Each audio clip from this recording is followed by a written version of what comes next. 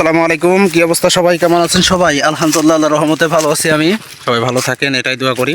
ঘাস কাটতে আসছি, বাড়ির কাছে বই বাস্তা নিয়ে আসেনি, এটা হচ্ছে ট্রে বলা হয়। ট্রে, এটাই ছাগলকে ঘাস দেওয়া হয়, এটার থেকে এখান থেকে ঘাস কাটা হবে। তো আজকে যে বিষয়টা নিয়ে কথা বলতে চাইছিলাম, একটা বিষয় দেখে খুবই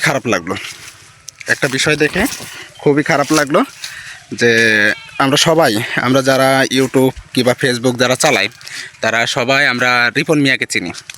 সে সাধারণ একটা মানুষ, গ্রামে থাকে, সবসময়ের জন্য এটাই বাস্তব। ওনার ডায়লগটা ছিল এটাই বাস্তব, এটা নিয়েই তিনি ভাইরাল হয়।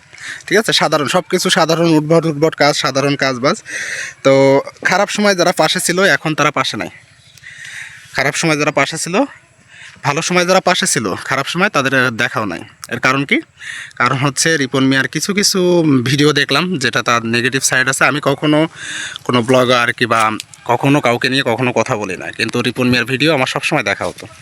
তার একটা ফ্যান বলতে পারো আমি, সাধারণ একটা লোক, সবসময়ের জন্য সাদামাটা কথা বলে, সবসময়ের জন্য একদম সাদামাটা জীবনযাপন করে।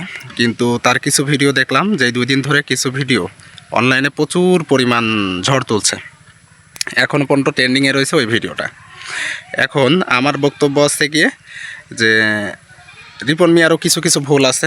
সে বিবাহিত, এটা গোপন করছে। সে মা বাবার সঙ্গে থাকে না, এটাও গোপন করছে। এটা গোপন করার দরকার ছিল না। তুমি যখন সোশ্যাল মিডিয়ায় যখন কাজ করো, তুমি যখন ভাইরাল একটা লোক, একটা স্বাভাবিক মানুষ, সবাই তখন তোমাকে ভালোবাসে, এটা তোমাকে আস্তে আস্তে শেয়ার করে দেওয়া উচিত ছিল। তুমি প্রত্যেকটা ভিডিওয় বলছো যে তুমি বিয়ে করো নাই, ঠিক আছে? এখন তুমি বিয়ে সহ 2টা বাচ্চা সহ তোমাকে দেখা যাচ্ছে। তো এটা একটা আমার দিক থেকে একটা নেগেটিভ সাইড, ঠিক আছে? তা তুমি যে সরল সোজা, আলহামদুলিল্লাহ ভালো। আর আরেকটা কথা আছে, পরিবারকে খোঁজ খবর নেয় না, তার পরিবারকে খাওয়া দাওয়া কিংবা ভরণ পোষণ দিতে চায় না। এটা নিয়ে প্রচুর পরিমাণ ভাইরাল হচ্ছে যে সে কোটি কোটি টাকা কামায়।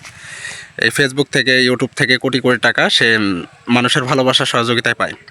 কিন্তু সে যে কাজগুলো করছে, এটা একটু সমস্যা কি, তার পরিবারে কিছুটা সমস্যা থাকতেই পারে, স্বাভাবিক বিষয়।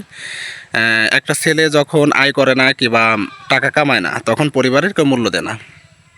কিন্তু যখন তোমাকে দূরে সরাই দিবে, তুমি যখন একটা প্রতিষ্ঠিত কিছু হবা, তখন সেই মা বাবাই তোমাকে এমনভাবে পরিচয় দিবে যে শত্রু ওর থেকে ভালো আছে।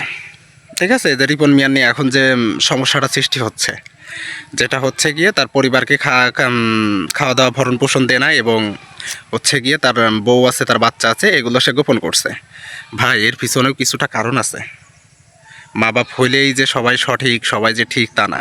যদি 3টা সন্তান থাকে কিংবা 2টা সন্তান থাকে কারো, ধরো একটা পরিবারে 3টা ছেলে সন্তান আমি ধরলাম, 2টা ছেলে আয় করে বাড়ি টাকা দেয়। ওই একটা বড় হোক, যদি বড় হয় তাহলে তো পেশার আরও, যদি ছোট হয় কিংবা মেজো হয়, যদি সে সংসারে টাকা না দিতে পারে, তার কোনো মূল্য থাকে না। তারে সবসময়ের জন্য সেই মা বাপি কিংবা আত্মীয় স্বজনই চেষ্টা করে সবসময়ের জন্য তাকে নিচে রাখতে। পরিবার থেকে খেদায়ও দিছে, এমনও রেকর্ড আছে যে পরিবার থেকে ও আয় করে না, ও কোনো কিছু দিতে পারবে না, এই জন্য তাকে খেদায়ও দিছে। তো রিপন ভাই, আপনাকে একটা কথাই বলবো, যদি কখনো আমার ভিডিওটা পড়ে কিংবা তার যে ফ্যানরা আছে তার কাছে যদি পড়ে, তোমাকে একটা কথাই বলবো যে তোমার এগুলো লুকানো কখনো ঠিক হয়নি। আমরা তোমাদের সঙ্গে আছি, তুমি সাধারণ একটা মানুষ, আলহামদুলিল্লাহ আমরাও গ্রামে থাকি, সাধারণ একটা মানুষ, ইনশাল্লাহ। তো সবসময়ের জন্য চেষ্টা করবা যে কোনো কিছু নেগেটিভ সাইড রেখে তুমি প্রথম না বলতে পারো, পরবর্তীতে আস্তে আস্তে শেয়ার করতে পারবা যে আমার এটা সমস্যা ছিল, এই সমস্যার কারণে আমি এটা শেয়ার করি নাই। তো দয়া করে আছে গিয়ে লুকাবা না। লুকালে এই যে পরবর্তীতে সমস্যাটা সৃষ্টি হয়, এটা দেখলে খুব খারাপ লাগে ভাই আপনার জন্য। তো ভালো থাকবেন, আসসালামু আলাইকুম।